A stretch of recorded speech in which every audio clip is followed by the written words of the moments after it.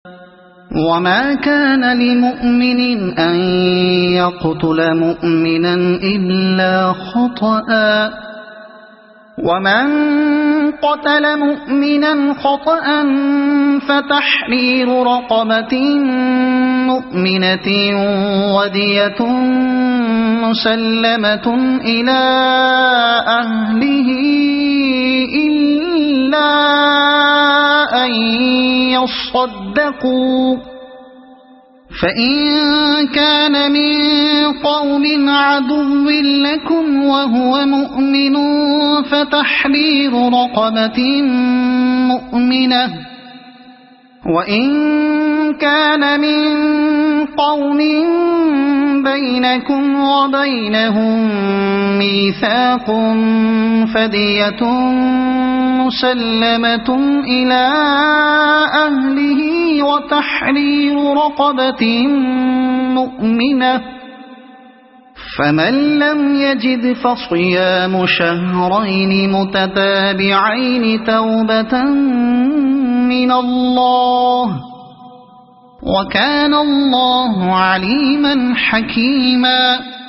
کسی مومن کا یہ کام نہیں ہے کہ دوسرے مومن کو قتل کرے الا یہ کہ اس سے چوک ہو جائے، اور جو شخص کسی مومن کو غلطی سے قتل کر دے تو اس کا کفارہ یہ ہے کہ ایک مومن کو غلامی سے آزاد کرے اور مقتول کے وارثوں کو خوں بہا دے الا یہ کہ وہ خوں بہا معاف کر دیں۔ لیکن اگر وہ مسلمان مقتول کسی ایسی قوم سے تھا جس سے تمہاری دشمنی ہو تو اس کا کفارہ ایک مومن غلام آزاد کرنا ہے، اور اگر وہ کسی ایسی غیر مسلم قوم کا فرد تھا جس سے تمہارا معاہدہ ہو تو اس کے وارثوں کو خوں بہا دیا جائے گا اور ایک مومن غلام کو آزاد کرنا ہوگا۔ پھر جو غلام نہ پائے وہ پے در پے 2 مہینے کے روزے رکھے۔ یہ اس گناہ پر اللہ سے توبہ کرنے کا طریقہ ہے اور اللہ علیم و دانا ہے۔ الا یہ کہ اس سے چوک ہو جائے۔ یہاں ان منافق مسلمانوں کا ذکر نہیں ہے جن کے قتل کے اوپر اجازت دی گئی ہے، بلکہ ان مسلمانوں کا ذکر ہے جو یا تو دارالاسلام کے باشندے ہوں یا اگر دارالحرب یا دارالکفر میں بھی ہوں تو دشمنان اسلام کی کارروائیوں میں ان کی شرکت کا کوئی ثبوت نہ۔ اس وقت بکثرت لوگ ایسے بھی تھے جو اسلام قبول کرنے کے بعد اپنی حقیقی مجبوریوں کے بنا پر دشمن اسلام قبیلوں کے درمیان ٹھہرے ہوئے تھے، اور اکثر ایسے اتفاقات پیش آ جاتے تھے کہ مسلمان کسی دشمن قبیلے پر حملہ کرتے اور وہاں نادانستگی میں کوئی مسلمان ان کے ہاتھ سے مارا جاتا تھا۔ اس لیے اللہ تعالیٰ نے یہاں اس صورت کا حکم بیان فرمایا ہے جبکہ غلطی سے کوئی مسلمان کسی مسلمان کے ہاتھ سے مارا جائے۔ اس کا کفارہ یہ ہے کہ ایک مومن کو غلامی سے آزاد کرے۔ چونکہ مقتول مومن تھا اس لیے اس کے قتل کا کفارہ ایک مومن غلام کی آزادی قرار دیا گیا، اور مقتول کے وارثوں کو خوں بہا دے۔ نبی صلی اللہ علیہ وسلم نے خون بہا کی مقدار 100 اونٹ یا 200 گائیں یا 2000 بکریاں مقرر فرمائی ہے۔ اگر دوسری کسی شکل میں کوئی شخص خون بہا دینا چاہے تو اس کے مقدار انہی چیزوں کی بازاری قیمت کے لحاظ سے معین کی جائے گی۔ مثلا نبی صلی اللہ علیہ وسلم کے زمانے میں نقد خون بہا دینے والوں کے لیے 800 دینار یا 8000 درہم مقرر تھے۔ جب حضرت عمر رضی اللہ عنہ کا زمانہ آیا تو انہوں نے فرمایا کہ اونٹوں کی قیمت اب چڑھ گئی ہے، لہذا اب سونے کے سکے میں 1000 دینار یا چاندی کے سکے میں 12000 درہم خون بہا دلوایا جائے گا۔ مگر واضح رہے کہ خون بہا کی یہ مقدار جو مقرر کی گئی ہے قتل عمد کی صورت کے لیے نہیں ہے بلکہ قتل خطا کی صورت کے لیے ہے۔ اور ایک مومن غلام کو آزاد کرنا ہوگا۔ اس آیت کے احکام کا خلاصہ یہ ہے، اگر مقتول دارالاسلام کا باشندہ ہو تو اس کے قاتل کو خون بہا بھی دینا ہوگا اور خدا سے اپنے قصور کی معافی مانگنے کے لیے غلام بھی آزاد کرنا ہوگا۔ اگر وہ دارالحرب کا باشندہ ہو تو قاتل کو صرف غلام آزاد کرنا ہوگا، اس کا خون بہا کچھ نہیں ہے۔ اگر وہ کسی ایسے دارالکفر کا باشندہ ہو جس سے اسلامی حکومت کا معاہدہ ہے تو قاتل کو ایک غلام آزاد کرنا ہوگا اور اس کے علاوہ خون بہا بھی دینا ہوگا، لیکن خون بہا کی مقدار وہی ہوگی جتنی اس معاہد قوم کے کسی غیر مسلم فرد کو قتل کر دینے کی صورت میں عذر معاہدہ دی جانی چاہیے۔ پے در پے 2 مہینے کے روزے رکھے، یعنی روزے مسلسل رکھے جائیں، بیچ میں ناغہ نہ ہو۔ اگر کوئی شخص عذر شرعی کے بغیر ایک روزہ بھی بیچ میں چھوڑ دے تو اثر 9 روزوں کا سلسلہ شروع کرنا پڑے گا۔ یہ اس گناہ پر اللہ سے توبہ کرنے کا طریقہ ہے۔ یعنی یہ جرمانہ نہیں بلکہ توبہ اور کفارہ ہے۔ جرمانے میں ندامت و شرمساری اور اصلاح نفس کی کوئی روح نہیں ہوتی، بلکہ عموماً وہ سخت ناگواری کے ساتھ مجبوراً دیا جاتا ہے اور بیداری و تلخی اپنے پیچھے چھوڑ جاتا ہے۔ برعکس اس کے اللہ تعالیٰ چاہتا ہے کہ جس بندے سے خطا ہوئی ہے وہ عبادت اور کار خیر اور ادائے حقوق کے ذریعے سے اس کا اثر اپنی روح پر سے دھو دے اور شرمساری و ندامت کے ساتھ اللہ کی طرف رجوع کرے، تاکہ نہ صرف یہ کہ گناہ معاف ہو بلکہ آئندہ کے لیے اس کا نفس ایسی غلطیوں کے اعادے سے بھی محفوظ رہے۔ کفارے کے لغوی معنی ہے چھپانے والی چیز۔ کسی کار خیر کو گناہ کا کفارہ قرار دینے کا مطلب یہ ہے کہ یہ نیکی اس گناہ پر چھا جاتی ہے اور اسے ڈھانک لیتی ہے، جیسے کسی دیوار پر داغ لگ گیا ہو اور اس پر سفیدی پھیر کر داغ کا اثر مٹا دیا جائے۔ وَمَن يَقْتُلْ مُؤْمِنًا مُتَعَمِّدًا فَجَزَاؤُهُ جَهَنَّمُ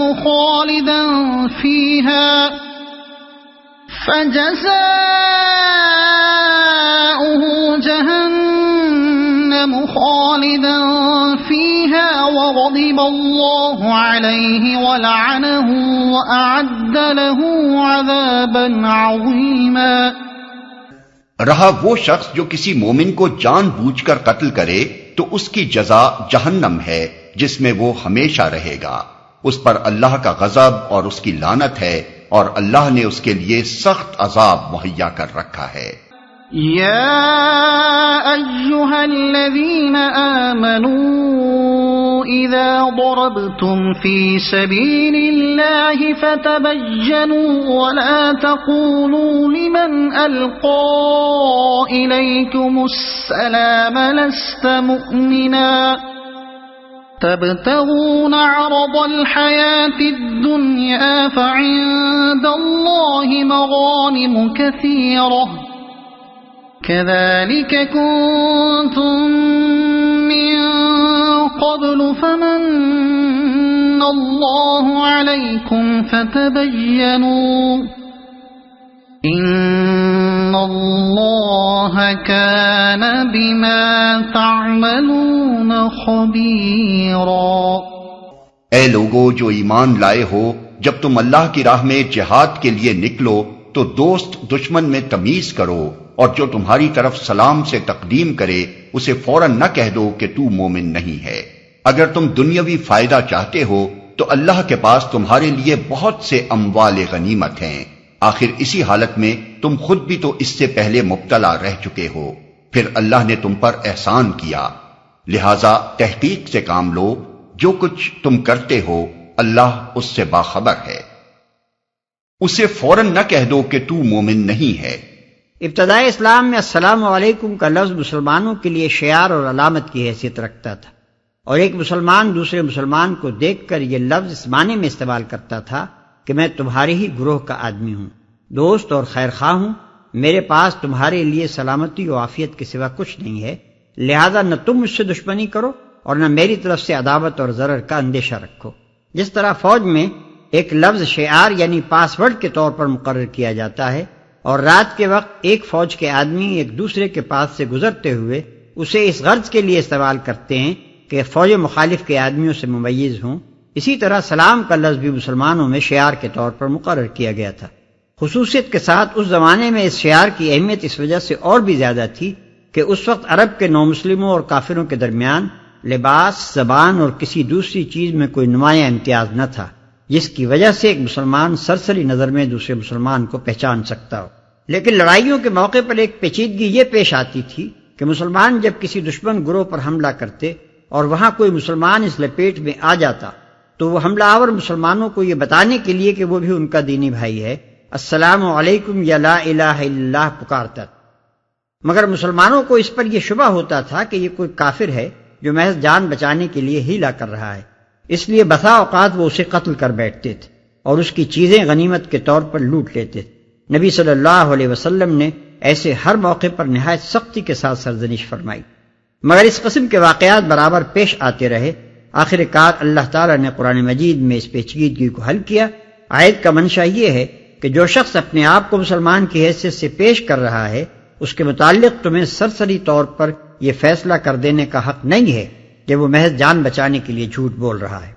ہو سکتا ہے کہ وہ سچا ہو اور ہو سکتا ہے کہ جھوٹا ہو۔ حقیقت تو تحقیق ہی سے معلوم ہو سکتی ہے۔ تحقیق کے بغیر چھوڑ دینے میں اگر یہ امکان ہے کہ ایک کافر جھوٹ بول کر جان بچا لے جائے تو قتل کر دینے میں اس کا امکان بھی ہے کہ ایک مومن بے گناہ تمہارے ہاتھ سے مارا جائے۔ اور بہرحال تمہارا ایک کافر کو چھوڑ دینے میں غلطی کرنا اس سے بدرجہ زیادہ بہتر ہے کہ تم ایک مومن کو قتل کرنے میں غلطی کرو۔ پھر اللہ نے تم پر احسان کیا،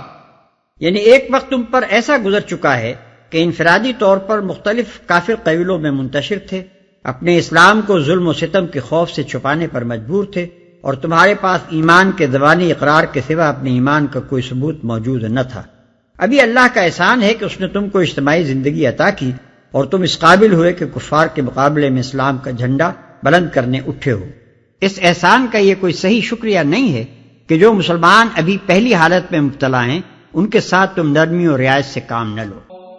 لا يستوي القاعدون من المؤمنين غير أولي الضرر والمجاهدون في سبيل الله بأموالهم وأنفسهم